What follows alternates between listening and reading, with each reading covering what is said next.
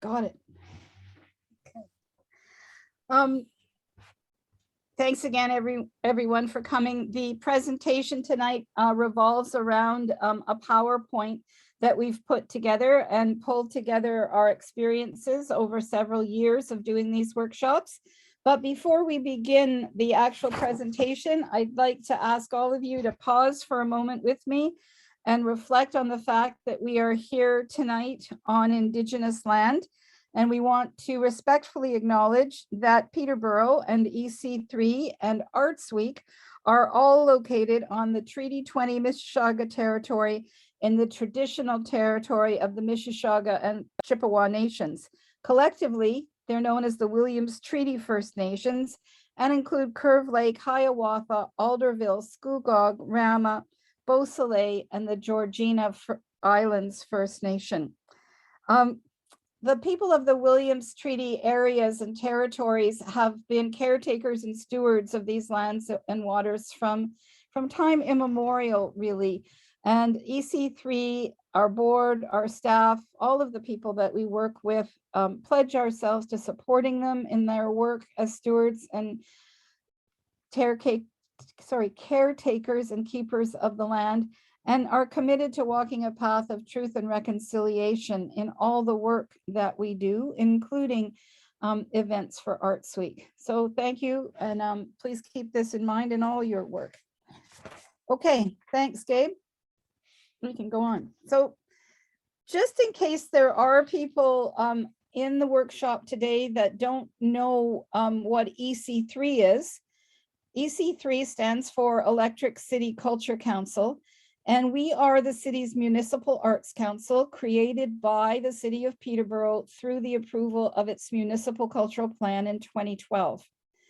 In about 2014, midway through 2014, the city came to us because the ad hoc committees that was organizing Artsweek were having some problems and struggling. And I think this had happened a couple of times, and they said that they wanted EC3 to take over the production and management of Artsweek, and we agreed to do so. So including Artsweek and all our other cultural incubators and professional development workshops and other grant programs and research and services, we provide about between 12 and 13 programs and services every year, including a brand new program that you may have read about that we got funding for this year, a brand new program of grants to individual artists that we'll be administering in 2022. The Artsweek was founded as a project of the Peterborough Centennial celebrations in 2005. That's when East City and what was then the city of Peterborough amalgamated to become an official municipality. And Artsweek is the legacy project. So often for these kinds of celebrations, a city will look to have something that's going to go on in perpetuity to recognize and remember the centennial. And I think it's very exciting and a really great testimony to the value and importance the city puts on our incredible arts community that they chose to continuously invest in Artsweek. To make sure that the festival could exist for a long, long time as a memorial to the centennial year in 2005. The festival was developed with an eye to really trying to create a space and a time and a moment that would shine a spotlight on the quality, on the diversity, on the incredible amount of arts activity that takes place in this city, and of the extraordinary artists who make that work and who make this city such a wonderful place to live.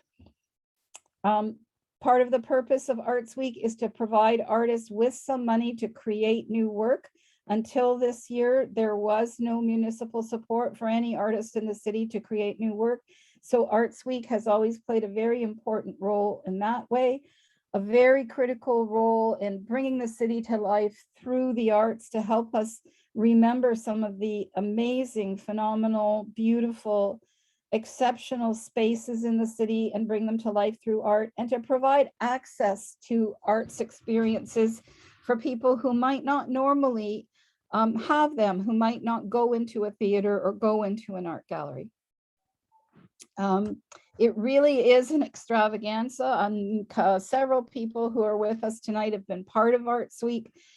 They've been part of neighborhood projects, of projects on the waterfront, on bridges, and have brought everything from spoken word arts, visual arts, performance of all kinds, music, projections, films.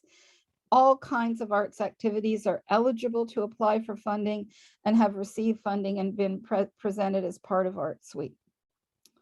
We are the official producer, and as I mentioned now, Artsweek takes place every other year.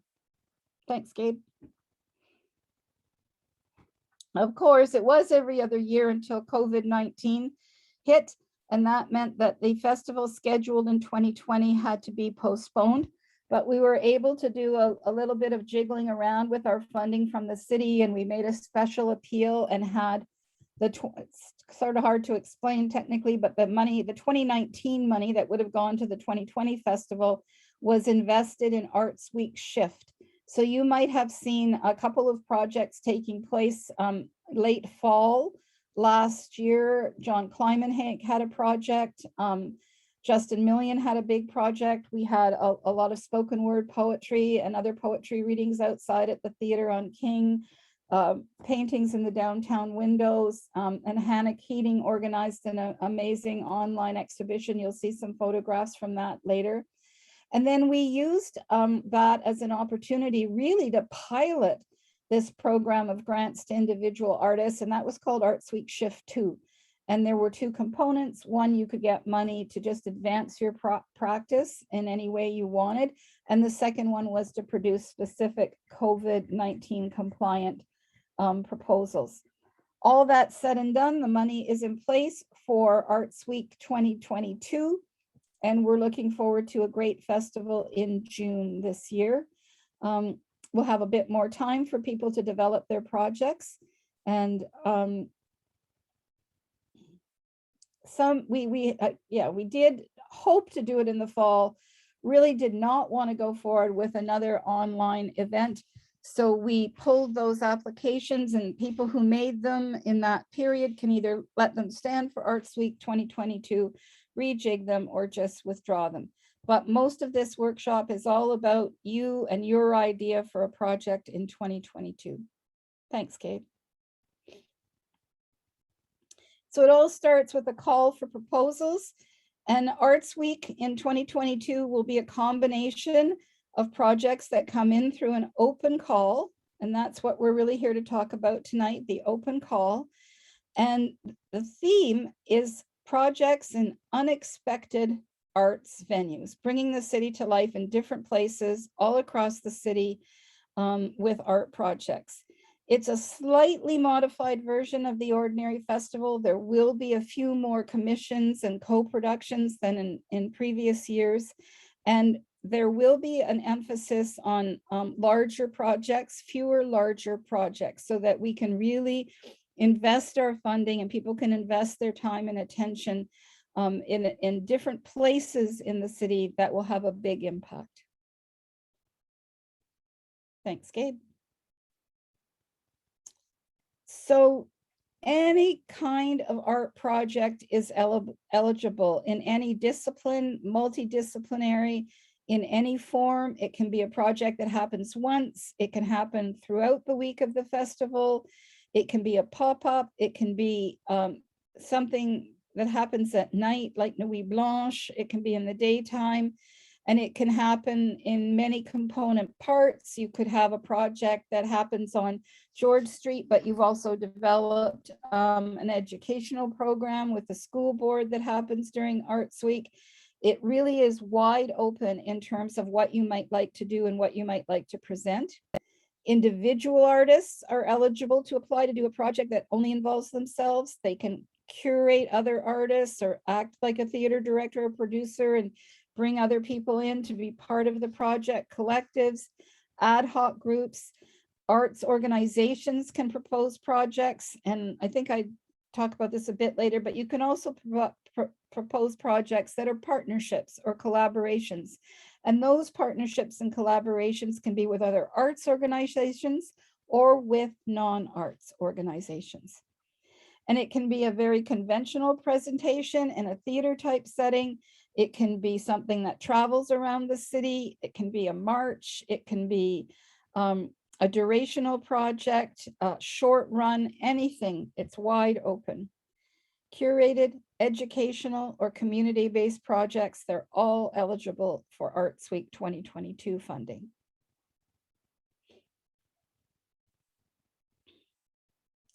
Again, art in unexpected places, giving people a chance to celebrate the arts, the artists who make it possible, and giving more people a chance to experience great new work. And the focus here in Artsweek is really on the creation of new work.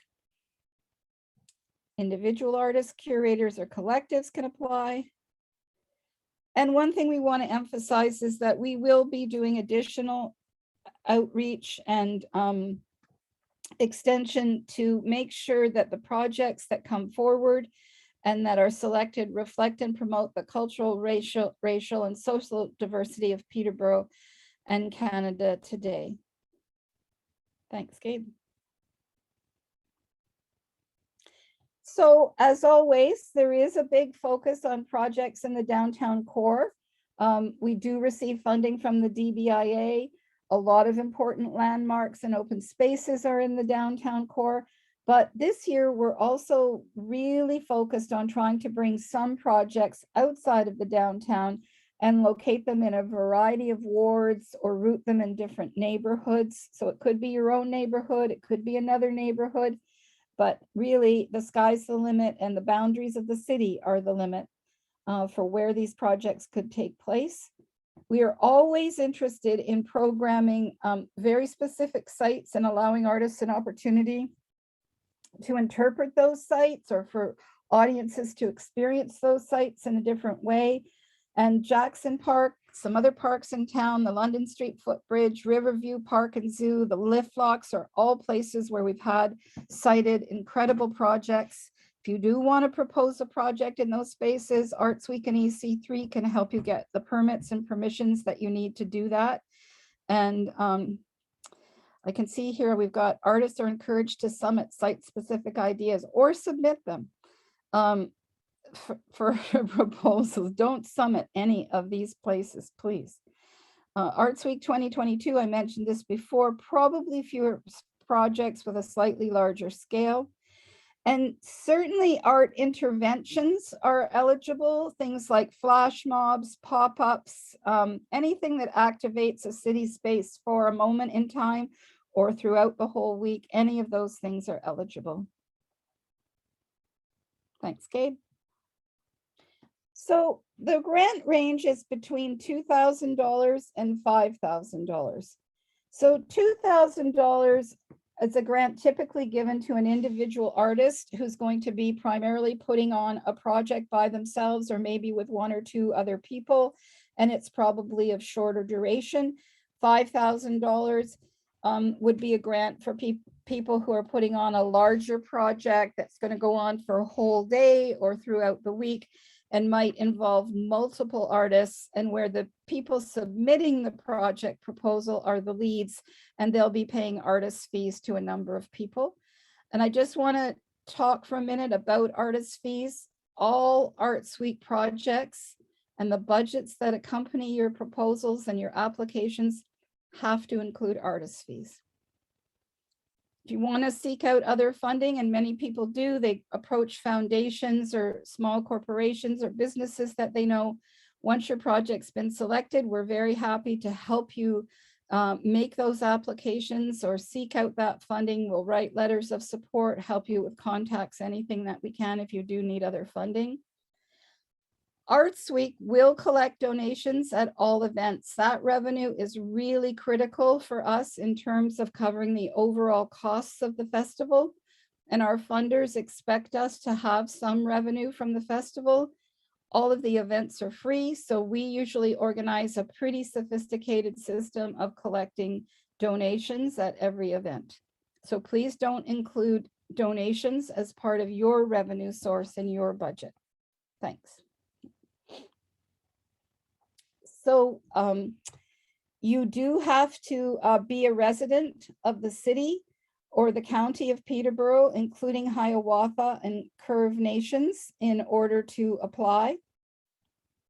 The project, though, has to take place within the boundaries of the city of Peterborough, and eligible applicants must be Canadian citizens, permanent residents, or people upon whom refugee protection, which is a specific status, has been conferred. So someone in the last workshop said, if the leaders of the projects meet all those criteria, can we still include someone who hasn't received refugee protection yet? Yet the answer is yes, as long as the project leads and the people who the checks will be written to meet one of those criteria. And these are very standard Government of Canada criteria. And the festival takes place between June 10th and the 18th. So the projects have to be presented within the city limits during those dates. That doesn't mean that they couldn't continue beyond that. And we have had discussions with some artists that have projects that they would like to see continue beyond it, but they have to be contained between the 10th and the 18th within the city limits to begin with. Thanks, Gabe. And I usually turn it over to Gabe at this point because he's done a lot of research and work and professional development on working with vulnerable communities. Sure. So this is something that the EC3 has been starting to do more and more with our grant programs. It is quite common, quite standard OAC practice, and it's recommended that you're clear about it from the start, and so that's what we're doing. So yes, if your project involves working with a vulnerable community, and there is a list of them, EC3 asks that any project participants will be interacting directly with that community, complete a police vulnerable sector check, which is a type of background check. It's worth noting a couple things. First off, these checks aren't free. They're not hugely expensive, but if it's a financial burden, EC3 can absolutely cover the cost of the vulnerable sector check. It's also worth noting that the vulnerable sector check, it's quite it's a check that uncovers a lot. It goes very deep into your history. And so just because there is something that's on there isn't in itself disqualifying. We'll be passing these checks on to a committee, the EC3 board and an Artsweek committee to make an assessment and confirm whether something is disqualifying. But yeah, this is kind of bringing EC3 in line with OAC guidelines. Many of the people who are involved in projects like this are frequently already working with a vulnerable community through a nonprofit or a charitable organization, and so because of that, have already passed a check that way, and that's fine if we just see a record of that past check as well. Thanks, Gabe. I think we can go on. Equity and inclusion are always a top priority for EC3 at the application stage and at the outreach for application stage, as well as in what the overall profile of the festival is on the selection committee. We certainly are concerned with all of the groups that we've outlined there, but we also pay quite a bit of attention to, and I hope you'll share this with other people who are excluded from a lot of grant application processes across the province because they don't have regular access to a computer or a cell phone. If people need special assistance, we will certainly accommodate that. We can meet with you and get your application in another way. Generally, though, overall, you'll be asked to complete a fillable PDF and submit it by email. Deaf artists and those who are hard of hearing should contact Gabe, and he will make special arrangements to support them through the application process and, of course, through the project if it's selected. Our juries, selection and assessment committees, we try to make them as inclusive and well-balanced as we can, making sure we have broad representation from all these different communities and groups. It is a peer selection committee, which means it will be other artists and other cultural workers. It is a small community, and more recently, in order to avoid conflict of interest, we've reached out to people living nearby or in Toronto who have a long history with Peterborough but might not be here at the moment, so that our juries remain really diverse, but avoid conflict of interest. But you can be assured that the people reviewing your application form are well versed in what it means to put on an arts project in Peterborough. They'll have experience and expertise in different disciplines and different approaches to projects like this. Thanks, Gabe.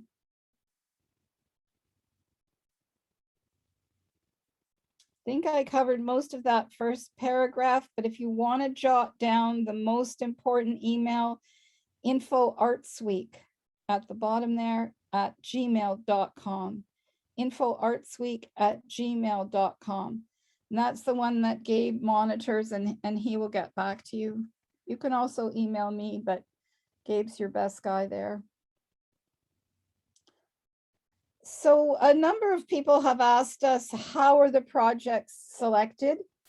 And these are the actual technical criteria that the assessment committee is asked to pay attention to. There'll be a very strict process. People will be asked to mark each application and to give a ranking on each of these criteria and these criteria only. Then the committee looks at the overall numbers and starts having a discussion. Numbers might change, priorities might shift, but it's really important in making your application that you keep in mind, what is it the jury is actually going to assess me on? What are they going to be judging? It is a competition. There'll be probably requests for 3 or 4 times more money than is available.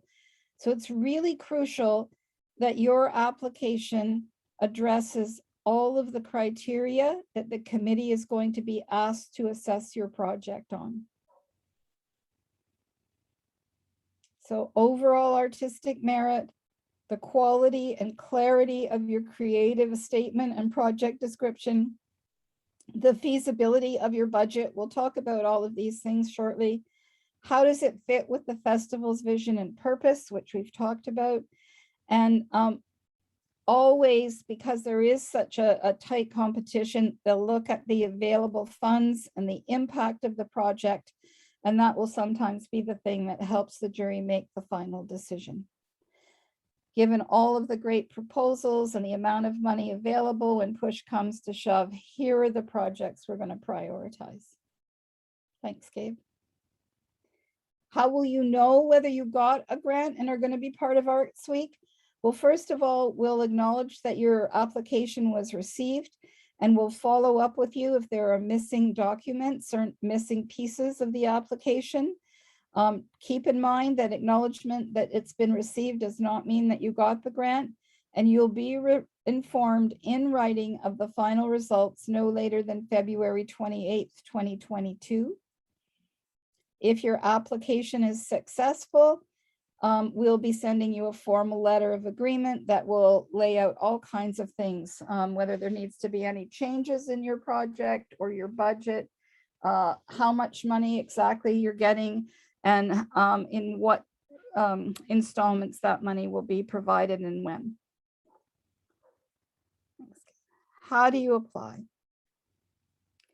You can get the application forms, the guidelines, and the call for proposals on our website. You can go to the Artsweek 2022 website or go to the EC3 website. You'll see Artsweek there, and when you click, it'll drive you directly to the Artsweek pages. It's a downloadable, fillable PDF. You complete the application finally on the PDF, attach your supplementary documents, and you email it to info@artsweek@gmail.com. We'll talk a little bit more about some of the potential questions you might have around that, but that's the basic structure. Okay. So supplementary work is really important. That helps the peer selection committee know and understand who you are. You can't assume that they know you and that that they know your previous work. It's likely, but it's not guaranteed.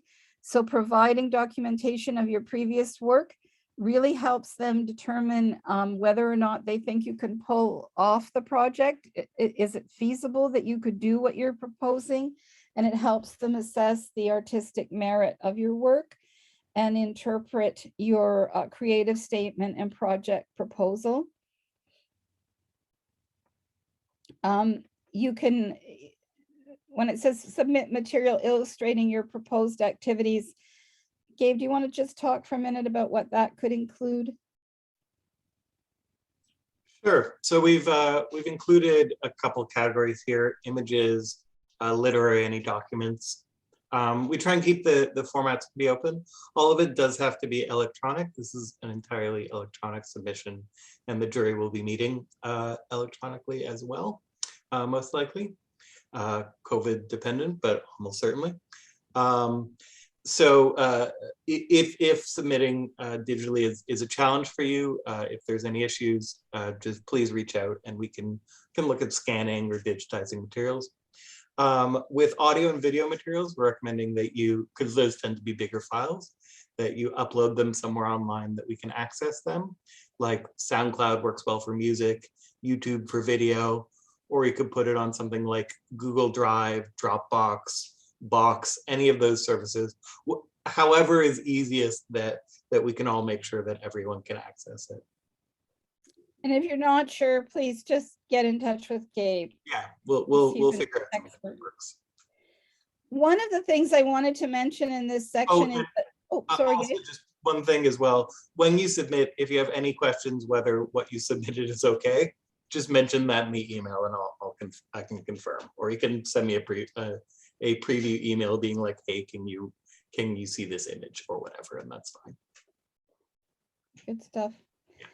A lot of people tend to leave support material till the very end and find themselves scrambling because they've actually lost the file or the video is corrupted. So we really want to encourage you to take a look early on at the support material you want to submit. Make sure you have it and that it's in good shape and that it's in the requested format, because it's absolutely crucial. It's not, you know, a luxury or a frill on your application. Thanks, Gabe. Okay, we provide a checklist, and this checklist is kind of like your Bible, your map, your guide. Print it out and stick it on the corner of your computer, because these are all the different pieces that you have to provide in the application form. The title of the project, the project summary. The title of the project can change later. That's not such a big deal, but the project summary, the small one, is really important because that's the one that we'll use in reporting on the program and in a lot of the initial marketing and communications. The project description, that's your gold bullet. That's the part where you want to create a picture for the assessment committee of what you imagine your project will look like, where it'll take place, what will happen, and how people will experience it. And then a creative artist statement lets you talk about what you're hoping to do with this project, what you want to say with this project, all of the more creative and imaginary side of the project in your artist statement. Because art in unexpected places is the theme of the festival, the location and venue that you've selected, or the number, if there's more than one, why the different ones, anything that you want to say about why it's happening, where it is happening, can be very important and be very persuasive to the selection committee. Your CV, we did have some questions about CVs, but I think most people who are with us tonight are pretty okay on that. The support materials we've covered. The budget form, I'm going to talk about in a little bit more detail in a second, but the budget form is really important in this application. Thanks, Gabe. Here's the basic deadline. You can hand in proposals right at the very end. The most important thing is to start your work on the application as early as you can and to start by reading the guidelines. And everything you're seeing here is available online. Thanks, Gabe. Okay, before we go into the tips and tricks, which are things that we've learned over the years that artists brought to our attention as things that they wish they had known or wish they'd paid attention to before they did it. We'll go into that. But are there any questions so far? I actually do have a question about the CVs. Yep. I was wondering, are you looking specifically for like a paper traditional style one? Or I have a website that's set up as a CV, so it's got everything kind of on there. So should I still send in a paper one as well? Or would you guys rather just get like a link to the website with all of it? Your CV is supplementary material, so you can just provide the link if you want. Okay. But the style of the CV is totally up to you. If you can, please do, like, if you can, there is a spot to copy and paste it, like, so if you can include the materials with the application, that's a bit easier than just for the jury to not have to go to a website. Well, that's true, Gabe. Yeah, so it would be better if it's included in the application. We can handle it, but I think the thing is anything that makes it easy for the jury is good. Anything that makes it more complicated for them is bad. Keep that in mind. Okay, tips and tricks, what we've learned. Check the deadline. The deadline again is what, Gabe? Due date? The deadline's January 18th. Okay. Start early. This is Kate Story talking. Start early, start earlier, start now. You can't start too early on your application. They always take longer than you think they will. And it's really important that you do that and that you read the program guidelines before you start, because you'll probably do several drafts of your application. And just get you to note that this beautiful photograph you see here is part of Artsweek shift in the late fall last year, and that's Sue Lily Dixon in part of a project called Postcode Tour, curated by Hannah Keating. Thanks, Gabe. Bethany LeBlanc was also part of that project, which was looking at trying to visualize and imagine the city in different ways than traditional photography or mapping does. And that was part of Postcode Tour as well. Read all the guidelines, even though it's wordy and it can be boring. It's the best way to get yourself into the headspace of the project, of the festival, and into the jury's frame of reference. Read the guidelines. If you have any questions after you've read them, don't hesitate to call Gabe for interpretation or clarification. This is a piece that Wendy Trussler created back in 2016 when she sat outside the Silver Bean Cafe with, I forget what you call those hot tools that you can carve into wood with. And I think she did different ones. One was her resume. She put her resume there and people could stop and read it and talk to her throughout the festival while she did that project. But this is a photograph that's illustrating the importance of answering the actual questions on the application. Really answer what the application asks and be very specific.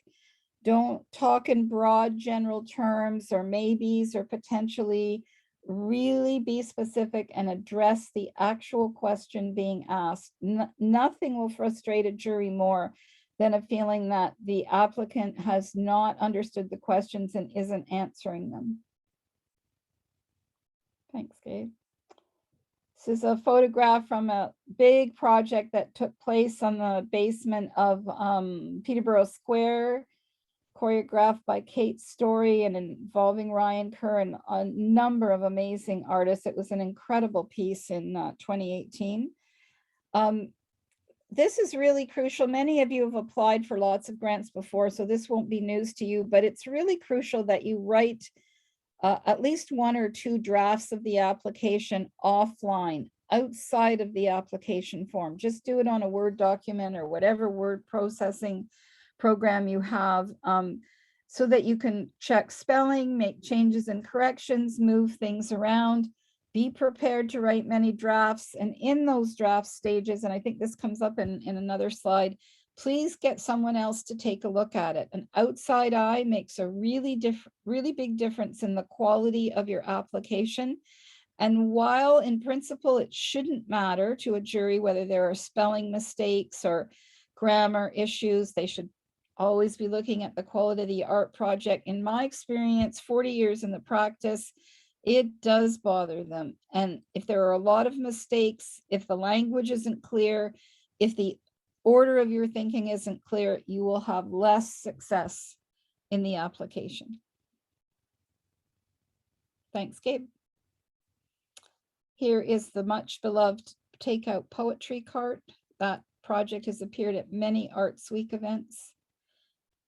The word counts are built right into the program. Another good reason to do your practice application outside of the online application form. Most programs will count the words for you, and they really do matter. And it can take a while to edit and cut back to the actual number of words. Save that offline, print it out, and I'm going to highly recommend that you take the time to read a printed copy of your application, mark it up with an editing pen, because the human eye sees things live on the printed page that it just doesn't see on the screen. Thanks, Gabe. This is really important. Be clear, be concise. Artsweek selection committees are not going to be particularly impressed with jargon or art speak, whatever the current theory or discourse language is right now. Don't worry about having it. Don't overuse it if you do have it. Be very clear, be very straightforward about what your project is, what it's going to look like, what you're trying to achieve, and how you're going to achieve it. So be straight ahead, be straightforward. And here's Sean Pua reading in part of Artsweek Shift last year. And here's a favorite project from many years at Artsweek at Porchapalooza. You can see Chris Fisher right there. And I don't know, do you think that's Hank, Chris? Oh, maybe she's gone. That's no, I'm there. Yeah, that's Hank for sure. There's Hank picking away.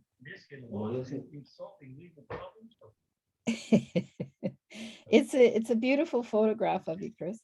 Oh, thanks. Listen, don't be shy to get help, especially if you're a first-time applicant. Get some feedback from your friends. If you don't know anyone who can help you, get in touch with us. We'll hook you up with a mentor. But it's absolutely essential that you get someone to proofread your work and help you double check the checklist. Thanks, Gabe. It's a gorgeous project that a lot of people have forgotten about because it was way back in 2015. It's a sculptural piece that was built outside Let Architects by the Let Architects team. And you could view it from either side of the creek. And also just somebody took a stunning photograph. So just to keep in mind that live performance is always welcome and always usually very successful at Artsweek, but installation projects have also played a huge role in our history at Artsweek, as have projections and street dances, all kinds of things like that. Chris, I know, was also involved in one of my favorite projects, was a street dancing event that took place over a whole afternoon, which I think was called 3/4 Time. And the organizers curated all different kinds of bands who could do a good set list in 3/4 time. And there were people there teaching people to waltz. Seniors came in buses and danced. It was a really beautiful project.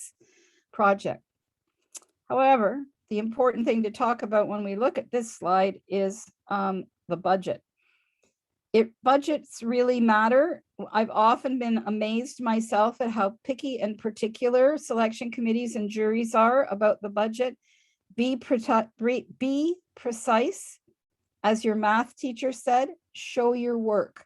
And what we mean by that is if it's going to be yourself as a project lead, curator, producer, choreographer, whatever you want to call yourself, you're going to put in a fee for that. And if it's going to involve 10 artists and you're going to pay them each $200, show us 10 times 200 equals 2,000 as the total cost in artist fees. And same with production costs or other costs that you might have.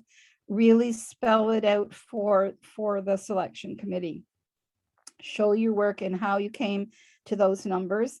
That is something that Gabe will be going over as he registers and processes the applications. And if it's weak, he'll give you a chance to bump it up. But that competition really requires detail in the budget. Thanks, Gabe. Remember that your project proposal is going to be assessed by a panel of your peers, and they know what's going on. They will have produced events like this. They will have been at events like this. So be really honest, be really forthright. Don't pad your budget. Don't make claims or promises that you can't meet. And don't underestimate the time or resource requirements. Really document your need. The best example I can give you of this one is maybe in your mind's eye, you'd love to do 10 events over 5 days. The maximum amount for a big project is $5,000. You're better to say, I'm going to do this event twice on 2 days. And this is the amount of money I'm going to need. And I want to pay my artists well. And I'm going to need these other resources. Be realistic. Small and great is better than big and weak. So be truthful. Don't make promises you can't meet, and don't underestimate your time or your resources required. And it's all about quality, not quantity.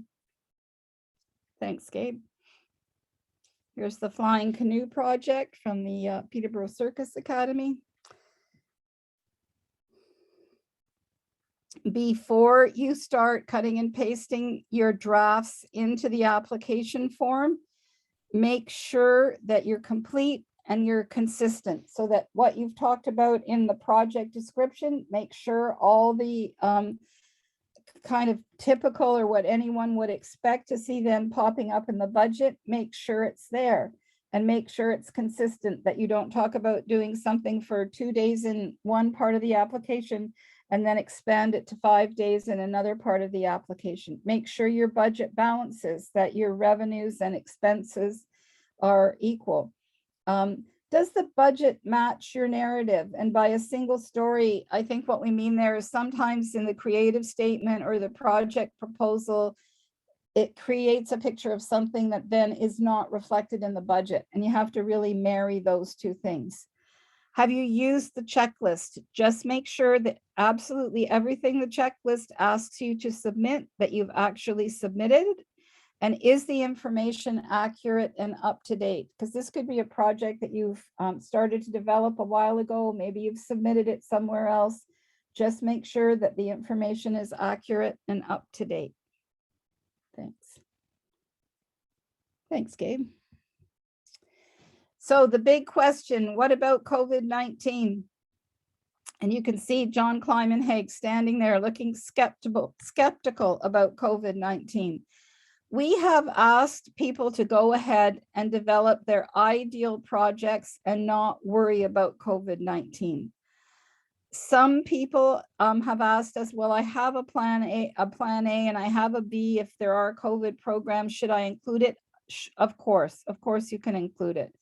And you can talk to Gabe about exactly how to include the plan B, because we don't want you to take up all your space talking about COVID precautions.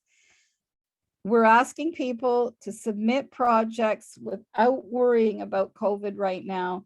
And if come June, we're still in a situation where there are really restrictive health and safety regulations, we will work with everybody to accommodate those health and safety regulations.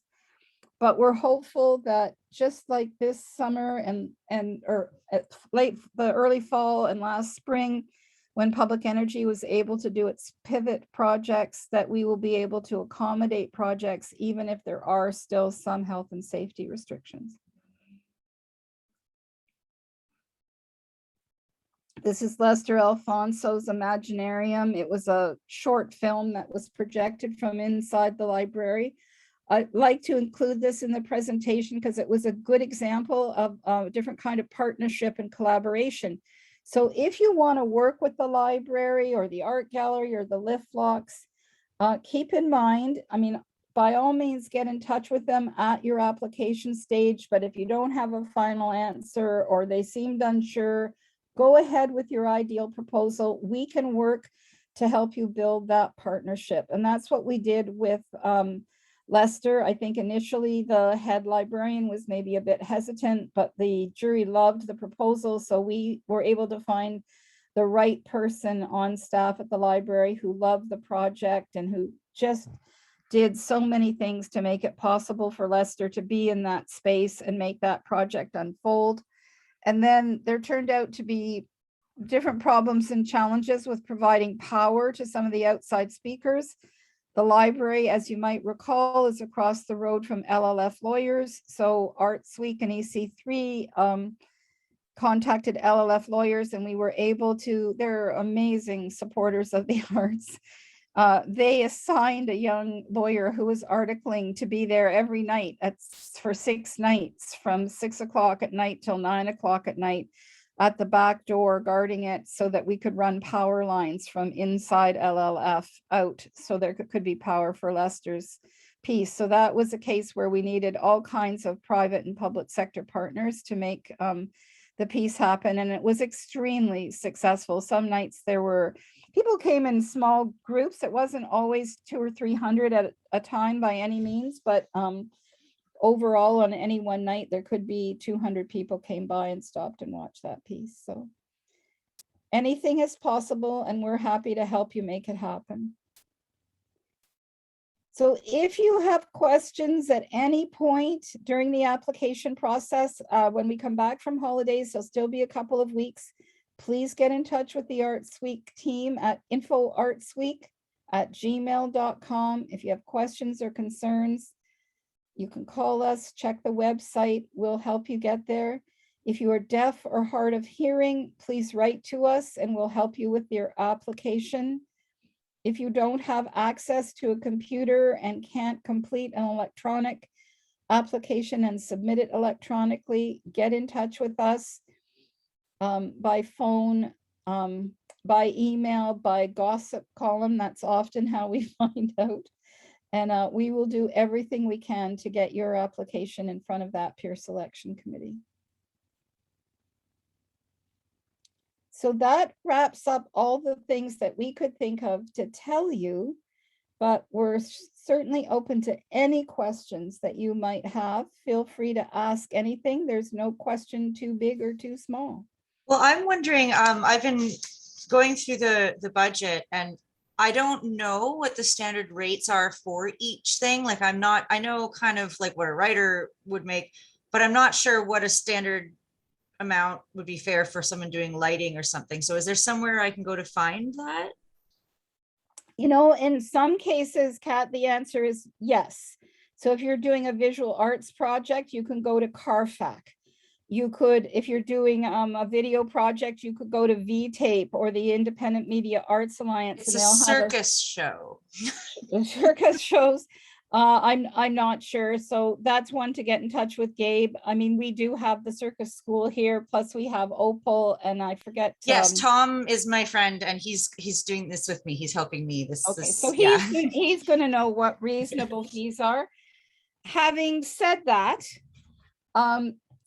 my experience is that artist-led projects where the artist is negotiating the fee and where the project is really exciting, usually lead artists to wanting to be involved no matter what the fees are.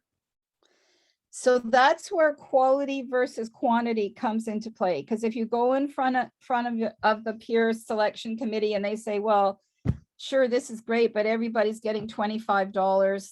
That just feels really bad. So you're kind of looking for the sweet spot between what the Writers Union or the Writers Trust says is a proper fee for a poetry reading and what's doable in terms of realizing your vision, trying to find that sweet spot. So you don't want to make people feel ripped off. You don't want the selection committee to feel that they're being ripped off. But if you could only do 2 people and the project is going to look terrible without 4, everyone will understand if the fees are a little bit less than the standard. I would say that only applies if it's an artist-driven project. If it's a collaboration with the Art Gallery of Peterborough, we would expect them to pay standard CARFAC fees the same way we would of Artspace, etc. You know, it's sort of the same with the musicians. People have a sense of what standard fees are, and we leave it to the leaders of the projects, who are always musicians, to negotiate that with their artists. Okay, thanks. I have a Diane, question. Yeah, do we need to actually know at the application stage what specific place might be the space we would use? Or can we offer options within? Because at this stage of the game, we don't know outdoors, indoors, or all of that stuff that has to do with COVID as well. But even in an ideal world, we're not certain whether our application might be for outdoors or for indoors. I would highly recommend that you write the application to your most desired place. What's the place that you most want to do it, that you think will be the best fit with the artistic vision and conception of the project, and say, but if this space isn't available or isn't going to work out, here's the other places we think it might work. And the most important piece is why the top priority piece, why the backup place, not piece, sorry, but places. But yeah, you do want to give the jury a sense of why you think a particular project was born to happen in a particular place. Okay, Curtis, did you have your hand up? No. Okay. Is this your first time on Zoom, Curtis? It really is. All right. An Artsweek benchmark. We got Curtis Streeter. But Curtis, if you have questions about your project idea, just call me on the phone, okay? Certainly will. Yeah. No, I don't have any specific questions. I think what Di just voiced, like that's a sort of a major one, and there are many more questions that we have to sort of sort out amongst ourselves. So there you go. Call Gabe or call myself. Keep us posted. I will tell you that the EC3 offices will be closing on Friday, and we won't open again till January 4th, but that still gives you a couple more weeks if you need to talk to us in person. And try not to worry about COVID-19. Imagine your project in a COVID-free world, and we'll go to plan B if we have to. Okay. Well, that's everything I can think of at our end. If I've answered your questions, then I think we can wrap up. And the most important thing is be brave, stay calm, wait for the signs. I don't know if there's anyone who knows where that comes from. The Dead Dog Cafe, Tom Jackson.